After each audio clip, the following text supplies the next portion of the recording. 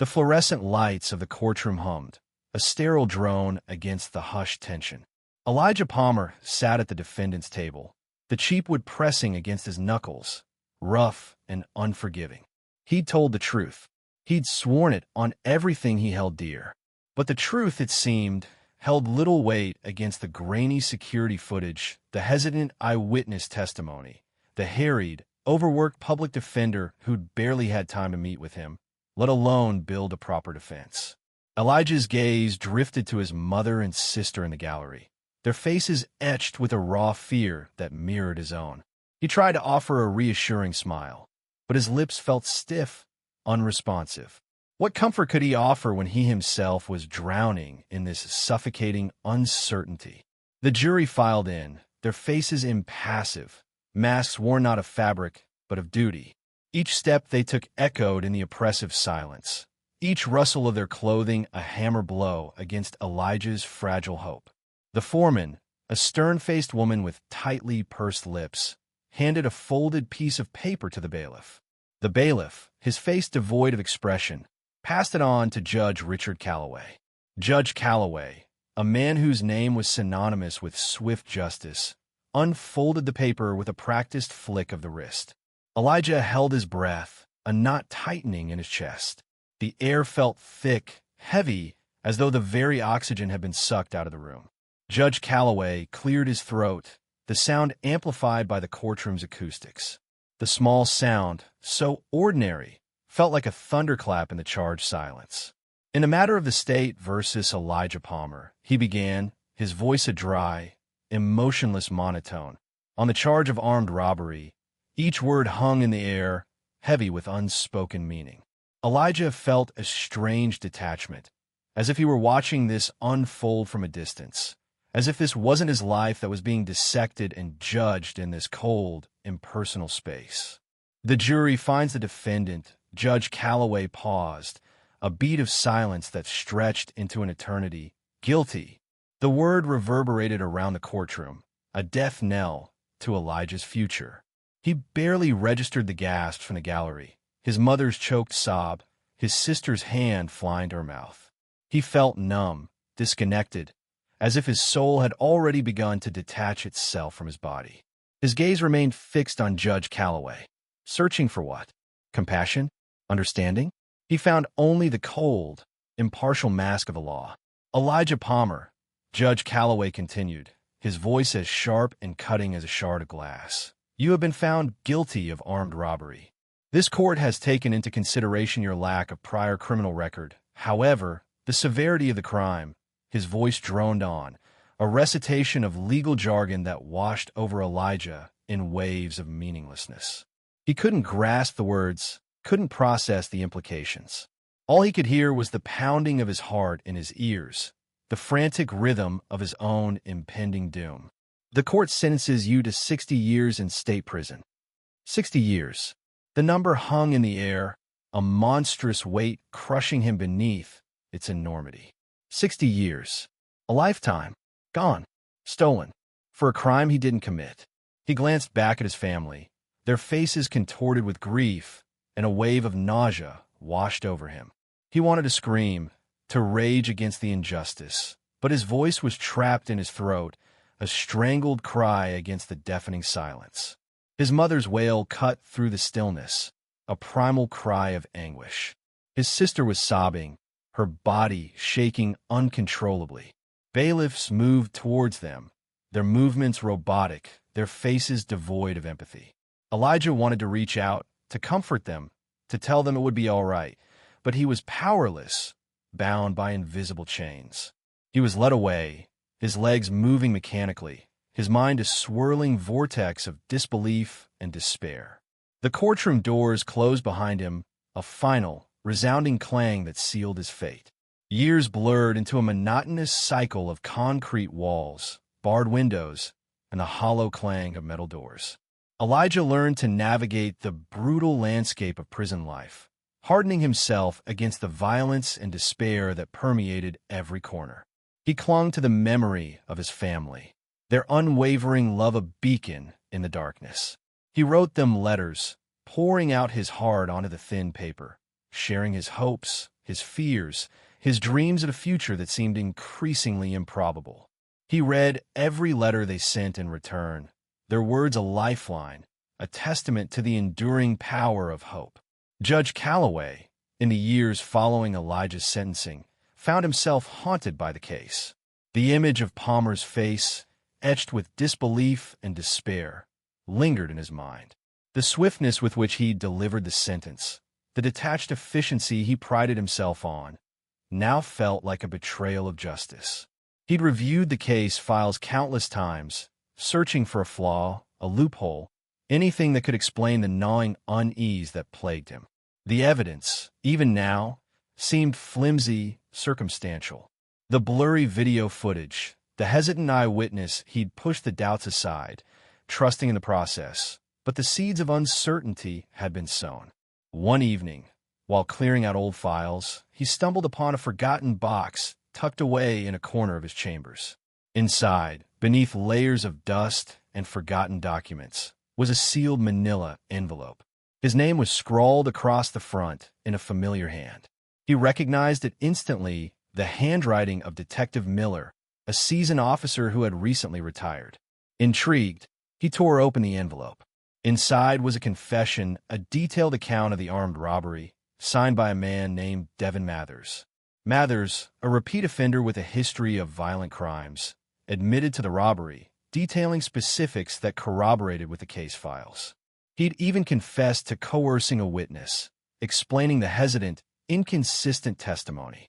A chill ran down Calloway's spine. He'd sentenced an innocent man to 60 years in prison. The guilt was a crushing weight.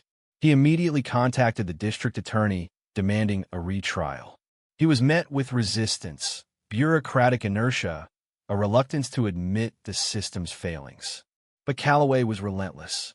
He leveraged his reputation, his influence, his unwavering conviction in Palmer's innocence. He pushed through the red tape, battled the cynicism, and finally, after months of tireless effort, secured a retrial. Elijah stood before the judge, a different judge this time, younger, his gaze less jaded. The new public defender, a sharp, dedicated woman, presented the confession, dismantling the prosecution's flimsy case piece by piece.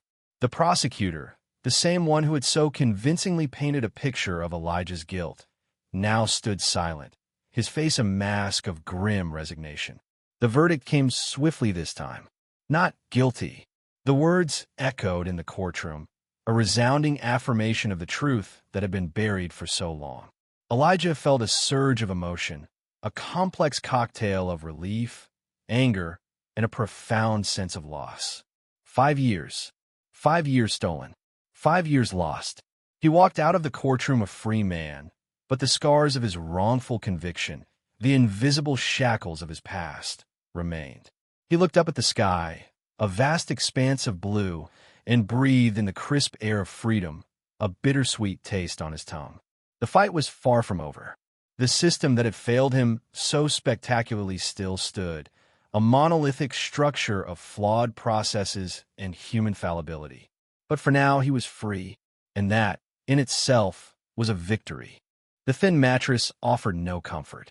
It was more like a slab of compressed ice, radiating cold through the thin prison-issue blanket. Elijah stared at the ceiling, a swirling gray canvas of peeling paint and shadows. 5 years. The words echoed in the hollow spaces of his mind, each syllable a hammer blow against the fragile structure of his hope. 5 years for a crime he didn't commit.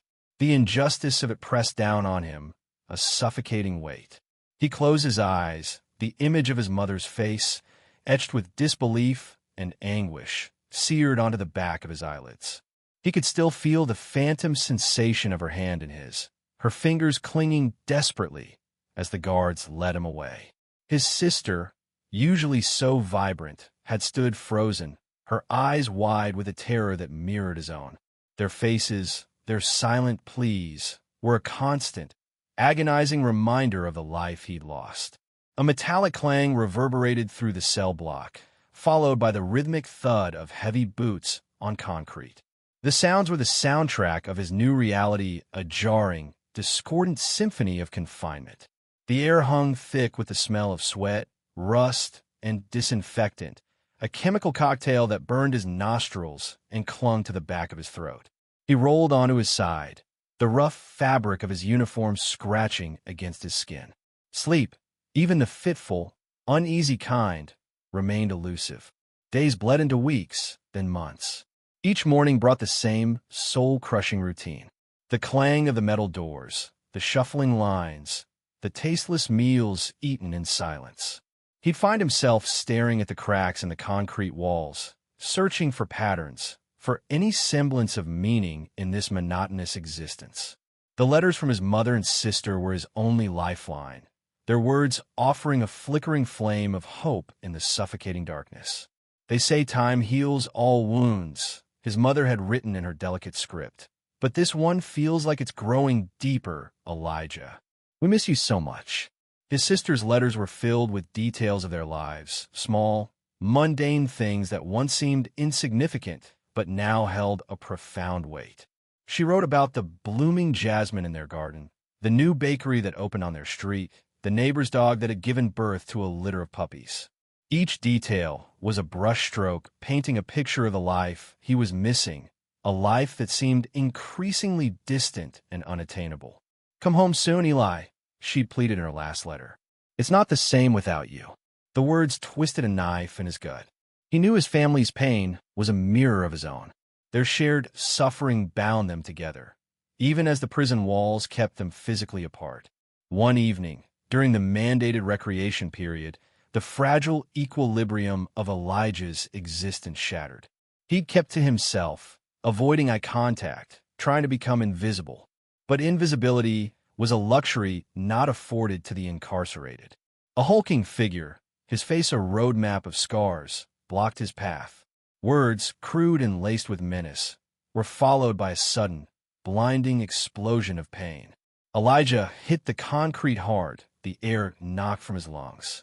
A flurry of kicks rained down on him, each blow a brutal reminder of his vulnerability. He curled into a fetal position, his arms wrapped around his head, trying to shield himself from the onslaught. Through the haze of pain, he heard shouts, the harsh clang of the guards' whistles, and then, blessedly, silence. Lying on the cold, hard ground, his body throbbing with pain, Elijah felt a chilling sense of detachment. He wasn't afraid, not in the conventional sense. Fear implied a hope for survival, a belief that things could get better. But in that moment, staring up at the indifferent gray sky framed by the prison walls, he felt nothing but a profound emptiness. The physical pain was a distant echo compared to the crushing weight of his despair. He'd been robbed of his life, his freedom, his future. And now, even within the confines of this brutal world, he wasn't safe. The realization settled deep within him, a cold, hard knot of despair. He was pulled to his feet, the guard's hands rough on his bruised arms. As they led him away, he looked back at the small patch of sky he'd been staring at. It seemed smaller now, more distant, as if even the heavens were receding from his reach. The infirmary was a stark, sterile room, the air heavy with the smell of antiseptic. The doctor, a weary-looking man with tired eyes, patched him up, his movements mechanical, detached. Elijah didn't speak, didn't even flinch as the doctor probed his wounds. He felt numb, disconnected from his own body, as if he were watching the scene unfold from a distance. Back in his cell, the silence was deafening. He sat on the edge of his bunk, his gaze fixed on the floor. He thought of his mother, his sister. Their letters, once a source of comfort, now felt like a cruel reminder of everything he'd lost. He imagined their faces, the worry etched in their features, and the guilt gnawed at him. He closed his eyes, the image of the scarred face of his attacker flashing behind his eyelids. The man hadn't even known his name. He'd been nothing but a target, an outlet for someone else's rage. That was the reality of prison life, a constant struggle for survival, a place where humanity was stripped away, leaving only the raw, primal instincts of fear and violence. The days continued to blur into one another, the monotony punctuated only by the occasional letter from his family and the lingering ache in his bruised ribs. He'd retreated further into himself, a silent observer in the brutal theater of prison life. Hope, once a flickering flame, had dwindled to a faint ember, threatening to be extinguished by the cold winds of despair. The 5 years stretched before him, an insurmountable wall of time. He was a ghost in his own life, trapped in a nightmare with no foreseeable end.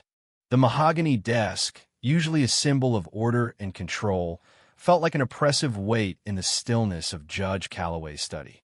The scent of old leather and pipe tobacco, usually a comfort, now clung to the air like a shroud. Outside, the city hummed with a life he felt strangely detached from. He'd received a letter and accompanying file just an hour ago, yet it felt like a lifetime. His hand, veined and age-spotted, trembled slightly as he reread the typed confession. Devin Mathers. The name echoed in the quiet room, a discordant note in the symphony of his carefully constructed world. Mathers, a career criminal, a small-time thug he'd sentenced countless times for petty offenses, was now confessing to the armed robbery of the First National 5 years prior. A robbery for which Elijah Palmer had served 5 years. 5 years stolen. Calloway's gaze drifted to the framed photograph on his desk, his daughter, beaming at her graduation. A sharp pang of guilt pierced through him. He'd presided over Palmer's trial, efficiently, dispassionately, just another case in the endless procession. The evidence had been circumstantial, the defense weak, the prosecutor sharp and persuasive. He'd barely glanced at Palmer, a young man barely out his teens, as he'd delivered the sentence. 5 years, a number of formality. He'd never considered the weight of those years, the life they represented, the irreversible damage they inflicted. Now, Mathers' confession stared back at him, each word a searing indictment of his own complicity. "I needed the money, Your Honor," Mathers' confession read, the words crudely scrawled in pen across the bottom of a standard prison form. Palmer had nothing to do with it. Wrong place, wrong time. Swear to God. The crude language, the almost casual admission of guilt, grated on Calloway's nerves. He could almost hear Mathers' voice, a sneering defiance laced with a strange kind of honesty. An honesty he hadn't seen in Palmer's terrified eyes during the trial. He ran a hand over his face, the weariness of years settling deep in his bones. He'd built his career on upholding the law, on ensuring justice was served. Yet here, in the hushed confines of his study, the scales of justice felt unbalanced, tipped by his own hand. He'd been so focused on the efficiency of the process, on clearing his docket, that he'd failed to see the cracks in the case, the flimsy threads of evidence that had woven a net around an innocent man. He'd been a cog in a machine that had chewed up and spat out a life. The public defender's letter, clipped and professional, lay beside the confession. A young, idealistic attorney he barely knew, taking the time to unearth this buried truth. "I believe this confession warrants a re-examination of Mr. Palmer's case," it read. "I urge you to consider the implications of this new evidence." Urge. The word resonated with a quiet power, a subtle accusation. It wasn't a request. It was a demand for accountability. Calloway rose from his desk, the leather creaking beneath him, and walked to the window. The city lights blurred through the rain-streaked glass, a kaleidoscope of anonymous lives. Where was Palmer now? What had those 5 years done to him? He pictured the young man's face, the fear, the confusion, the quiet desperation. He saw his mother and sister, their faces etched with worry and disbelief in the courtroom. Their unwavering support a stark contrast to the cold indifference of the system. He'd seen it all, dismissed it all, in his pursuit of order and finality. The weight of his decision pressed down on him, suffocating him. He wasn't just a judge. He was a man who had made a mistake, a terrible, life-altering mistake. And now he had a choice. He could bury the confession, pretend he'd never seen it, maintain the illusion of his own infallibility. Or he could fight against the inertia of the system, against the prosecutor's ambition, against his own ingrained habits of detachment. He could fight for Elijah Palmer, for the justice he'd been denied. A tremor ran through him, a mixture of fear and resolve. This would be a battle, he knew. The district attorney wouldn't be happy. The prosecutor, now a rising star, would fight tooth and nail to protect her conviction record. The system, designed to maintain its own integrity, would resist admitting its flaws. But the image of Palmer's face, the quiet dignity in his despair, wouldn't leave him. He owed him more than just an efficient trial. He owed him his life back. He returned to his desk, the weight of the confession no longer oppressive, but a call to action. He picked up the phone, his hand steady now, the tremor replaced by a quiet determination. He dialed the number of the young public defender, the words of his response already forming in his mind. "I've reviewed the confession," he would say, his voice resonating with a newfound conviction. "We need to reopen the case." The first step on a long and arduous road to redemption. For Elijah Palmer, and for himself, the city lights outside no longer seemed blurred, but sharp, focused, each one a testament to the lives touched by the invisible hand of the law, a law he was now determined to wield with not just efficiency, but with justice. The fight had begun. The stale, recycled air of the district attorney's office felt heavy, clinging to Judge Calloway like a second skin. The plush carpet, designed to muffle the footfalls of justice, seemed to absorb his words, swallowing them whole before they could reach D.A. Harrison. Harrison, a man whose ambitions seemed to emanate from him like a physical force, sat rigidly behind his polished desk, a fortress of mahogany and indifference. "I understand your concern, Judge, but this case is closed." His voice was smooth, practiced, devoid of any hint of the turmoil Calloway knew must be brewing beneath the surface. Calloway could feel his own pulse throbbing in his temples. 5 years. 5 years stolen from a young man's life, and Harrison dismissed it with the wave of a manicured hand. Closed.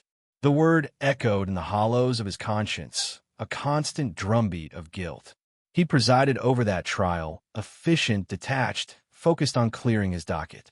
Now, the ghost of Elijah Palmer haunted his every waking moment. "Closed." Calloway's voice was rougher than he intended. "Based on circumstantial evidence and a rushed trial, we have a confession, Harrison. A signed confession."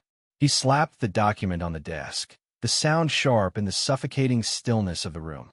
Harrison's eyes flickered to the confession, then back to Calloway. A flicker of something akin to annoyance crossed his features. A confession from a known criminal with a history of manipulation. "It's worthless." Calloway knew the arguments. He'd anticipated them, prepared for them. Still, hearing them spoken aloud, so dismissively, stoked a fire in his gut. Worthless? Is a man's life so worthless? He fought to keep his voice even. Devin Mathers has detailed knowledge of the crime, information that was never released to the public. He leaned forward, the scent of Harrison's expensive cologne a cloying reminder of the gulf between them. Information that only the perpetrator could know. Harrison sighed, a theatrical display of patience wearing thin. "Judge, you're wasting valuable time. This case is a dead end. Reopening it would be a logistical nightmare, not to mention the media circus it would create. The city won't thank you for dredging up the past." The unspoken threat hung heavy in the air. Calloway felt a cold, knot tightening in his chest. He was being warned, subtly but unmistakably. This wasn't about justice anymore. It was about politics, about reputation. He left the DA's office empty-handed, the weight of his failure pressing down on him. The sterile, echoing corridors of the courthouse seemed to mock his efforts. He'd hoped for cooperation, for a shared sense of responsibility. Instead, he found only stonewalling and veiled threats. In the following weeks, Calloway navigated the labyrinthine bureaucracy of the legal system, each closed door, each dismissive phone call, chipping away at his resolve. He filed a motion for a retrial, meticulously outlining the flaws in the original case and presenting Mather's confession as new evidence. The motion was denied. He filed again, bolstering his arguments with expert testimony and legal precedents. Denied. Each denial felt like a punch to the gut, a reinforcement of the system's inherent resistance to admitting its mistakes. The pressure mounted. Whispers followed him in the courthouse hallways. Anonymous phone calls harassed him at home. The media, initially indifferent, began to sniff around the story, sensing the whiff of scandal. He visited Elijah's mother and sister, their faces etched with years of grief and weary hope. The cramped apartment, filled with fading photographs of Elijah, was a stark reminder of the human cost of his mistake. Their unwavering faith in his innocence, their quiet dignity in the face of such injustice, fueled his determination. He met with Elijah's new public defender, a young woman with fire in her eyes and a relentless dedication to her client. Together, they pored over the case files, searching for any overlooked detail, any sliver of hope. "They're scared, Judge," she said, her voice low and intense. "They're scared of what this will expose. The cracks in the system, the shortcuts, the prejudices." Her words resonated with Calloway. He knew she was right. This wasn't just about Elijah Palmer. It was about the countless others who had been swallowed by the same indifferent machine. The media attention intensified. Headlines screamed of judicial misconduct, of cover-ups, of a broken system. The district attorney's office issued carefully worded statements, dismissing the allegations and reaffirming their faith in the original verdict. The pressure on Calloway became relentless. He was ostracized by his colleagues, shunned by his peers. The whispers turned to open accusations. His reputation, built over decades of meticulous service, was crumbling around him. One evening, sitting alone in his study, surrounded by the legal tomes that had once been his solace, Calloway stared at a photograph of his daughter, her bright, trusting eyes staring back at him. He thought of the future he wanted for her, a future where justice prevailed, where the innocent were protected. He knew he couldn't give up. He had to fight, not just for Elijah, but for the very foundation of the system he'd sworn to uphold. The turning point came unexpectedly. A junior prosecutor, burdened by guilt, leaked a crucial piece of information, a suppressed police report detailing a witness who had seen Devin Mathers near the scene of the crime on the night of the robbery. This witness had been dismissed by the original investigators as unreliable, but their testimony, combined with Mathers' confession, painted a damning picture of the prosecution's negligence. Armed with this new evidence, Calloway filed a third motion for a retrial. This time, the pressure was too great. The media outcry, the public's growing distrust, the cracks in the DA's carefully constructed facade, it all converged into an undeniable demand for justice. The motion was granted.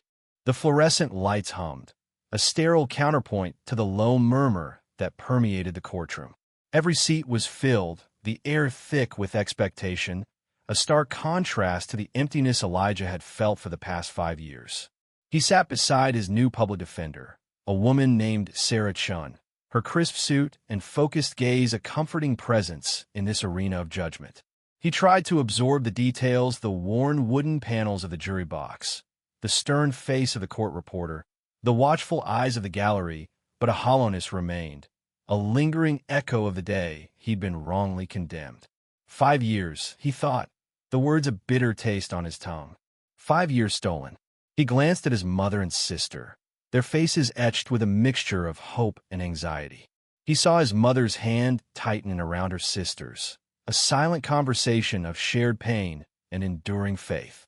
He had to believe, for their sake, that this time would be different. The prosecutor, a man named Andrew Miller whose face Elijah remembered with a chilling clarity, rose to speak.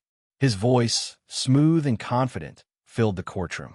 "Your Honor, the state maintains its original position. Elijah Palmer was found guilty by a jury of his peers." Elijah felt a flicker of anger. Peers? He thought. They hadn't known him, hadn't seen the truth.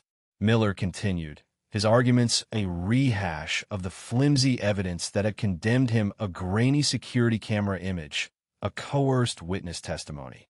Elijah clenched his jaw, the familiar frustration boiling beneath the surface.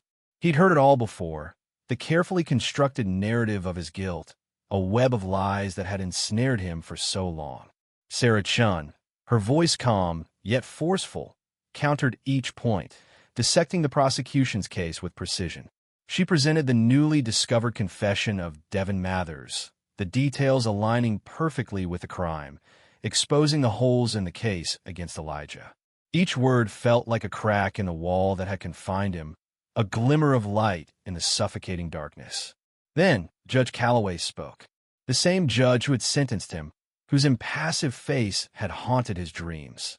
But today, something was different. His voice, usually clipped and efficient, was heavy with a new weight. The court has reviewed the new evidence presented by the defense. He began, his gaze sweeping across the room, finally settling on Elijah. A profound silence descended upon the courtroom. "I made a mistake," Calloway continued, the words hanging in the air, heavy with the weight of his admission. Elijah stared at him, disbelief warring with a flicker of hope. Could it be true? Was the judge finally acknowledging the injustice? Calloway recounted his late-night review of the case files, the nagging doubt that had led him to a forgotten box of evidence, the discovery of Mather's hidden confession. He spoke of his internal struggle, the realization of his own role in perpetuating a terrible wrong. His words were a stark confession, a public reckoning with his own fallibility. Elijah listened, a strange mix of emotions churning within him. Anger, yes, but also a growing sense of vindication. The district attorney, a woman with a steely gaze and an air of authority, rose to object. "Your Honor, reopening this case would set a dangerous precedent. We cannot undermine the integrity of the judicial process simply because of new evidence." Her words were sharp, laced with a warning. The system protecting itself, Elijah thought, bitterness rising in his throat, more concerned with its image than with justice. Sarah Chun countered, her voice rising with passion. "Justice delayed is justice denied, Your Honor.